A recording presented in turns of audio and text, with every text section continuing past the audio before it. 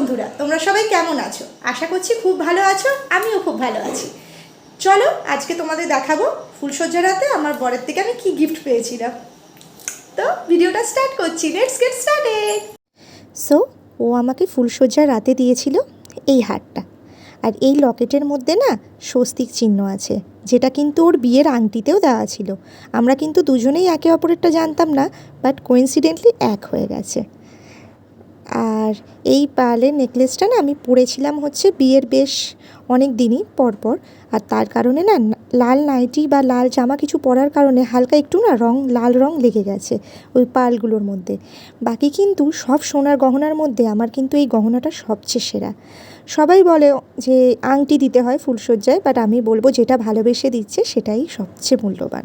তো আমার কাছে তো এই গয়নাটার কোনো তুলনা হয় না, আমার কাছে সারা জীবন এই গয়নাটা থাকবে।